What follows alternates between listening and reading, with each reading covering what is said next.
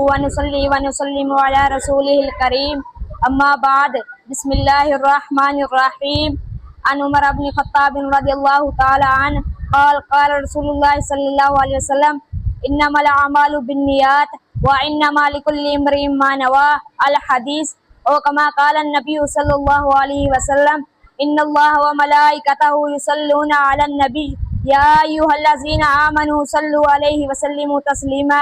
سب حضرات بآواز بلند پڑھیے الصلاۃ والسلام علیک یا سیدی یا رسول اللہ وعلی آلک واصحابک یا سیدی یا حبیب اللہ۔ مختصر سی حمد و ثنا کے بعد میرے نہایت ہی واجب الاحترام ساتھیو السلام علیکم ورحمۃ اللہ وبرکاتہ۔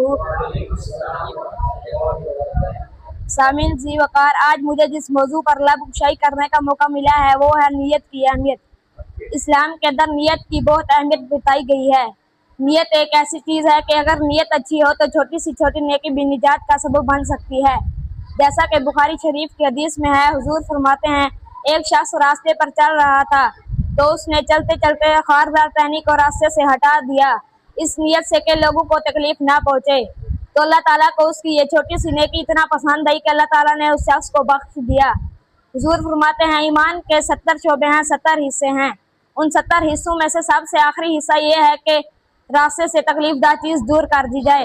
حضور فرماتے ہیں یہ سب سے چھوٹی نیکی ہے۔ تو اللہ تعالیٰ اس چھوٹی نیکی پر بھی اس قدر خوش ہوا کہ مذکورہ شخص کو بخش دیا کیونکہ اس کی نیت ٹھیک تھی۔ تو لہٰذا اگر نیت ٹھیک ہو تو چھوٹی سی چھوٹی نیکی بھی بخشش کا سبب بن سکتی ہے، لیکن اگر نیت ٹھیک نہ ہو تو بڑی سی بڑی نیکی بھی نجات کا سبب نہیں بن سکتی۔ اگر نیت ٹھیک نہ ہو تو عظیم سے عظیم نیکی بھی بے سود ثابت ہوتی ہے۔ اگر نیت ٹھیک نہ ہو تو عظیم سے عظیم نیکی بھی نجات کا سبب نہیں بنتی بلکہ ناکامی کا سبب بنتی ہے۔ جیسا کہ حدیث پاک میں ہے، عن ابی ہریرہ رضی اللہ تعالی عنہ، حضرت ابو ہریرہ رضی اللہ تعالی عنہ سے روایت ہے، قال آپ فرماتے ہیں قال رسول اللہ کہ رسول اللہ صلی اللہ علیہ وسلم نے فرمایا ان اول الناس یقضی علیہ یوم القیامہ رجل استشہد، کہ قیامت کے دن تمام لوگوں میں سے سب سے پہلے اس بندے کا فیصلہ کیا جائے گا جس کو شہید کر دیا گیا تھا۔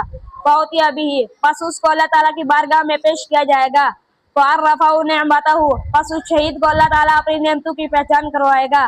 فعرفہ، پس وہ شہید ان نعمتوں کو پہچان لے گا تو اللہ تعالیٰ اس شہید سے فرمائے گا قال فما عملت فیہا، تو اللہ تعالیٰ فرمائے گا شہید ہم نے تمہیں دنیا میں طرح طرح کی نعمتیں عطا کی تھی اور ہم نے تمہیں اولاد جیسی نعمت عطا کی تھی اور والدین جیسی نعمت عطا کی تھی اور طاقت و قوت جیسی نعمت عطا کی تھی، الغرض ہم نے تمہیں بے شمار نعمتیں عطا کی تھی، تو نے میرے لیے کیا کیا تھا؟ قال قاتلت، تو وہ بندہ عرض کرے گا اے باری تعالیٰ میں نے جہاد کیا تھا، میں نے کفار کے ساتھ لڑائی کی تھی، اتنا لڑا کہ فی کا حتی استشہدت، کہ میں جہاد کرتے کرتے تیری رضا کے لیے شہید ہو گیا۔ تو یعنی وہ بندہ عرض کرے گا اے باری تعالیٰ انسان کو تمام کائنات سے جان زیادہ عزیز ہوتی ہے، میں نے وہ قیمتی جان بھی تیری رضا کے لیے قربان کر دی تھی۔ قال کذبت، تو اللہ تعالیٰ اس شہید سے فرمائے گا تو نے جھوٹ بولا ہے، ہاں یہ سچ ہے کہ تو نے قیمتی جان بھی قربان کی تھی اور تو نے جہاد بھی کیا تھا اور اس جہاد کے اندر تو نے قیمتی جان بھی قربان کی تھی، ولکنک قاتلت لیقال جری، لیکن تو نے جہاد اس نیت سے کیا تھا اور جان قربان اس نیت سے کی تھی تاکہ لوگ تجھے بہادر کہیں، تو یہ سب کچھ خود کو بہادر کہلوانے کے لیے کیا تھا۔ فقط قیلا، تو اللہ تعالیٰ فرمائے گا اے بندے تیرا مقصد خود کو بہادر کہلوانا تھا، وہ تو تیرا مقصد دنیا میں پورا کر دیا گیا تھا، تجھے بہادر کہہ دیا گیا تھا۔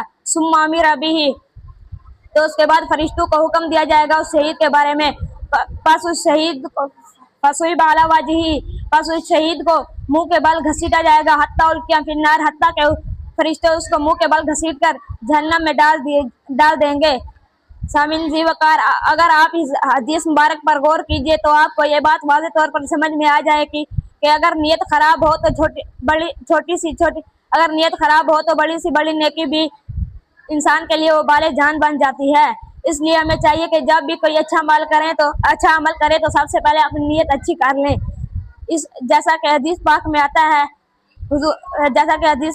عن عمر بن الخطاب رضی اللہ تعالی عنہ قال، حضرت عمر رضی اللہ تعالیٰ عنہ سے روایت ہے، آپ فرماتے ہیں قال رسول اللہ، کہ رسول اللہ صلی اللہ علیہ وسلم نے فرمایا انما الاعمال بالنیات، کہ بے شک اعمال کا دار و مدار نیتوں پر ہے۔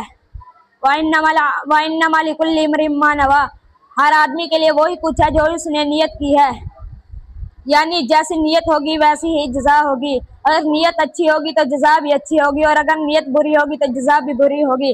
آخر میں دعا ہے کہ اللہ تعالی ہم سب کو خلوص نیت کے ساتھ دین پر عمل کرنے کی توفیق عطا فرمائے، آمین۔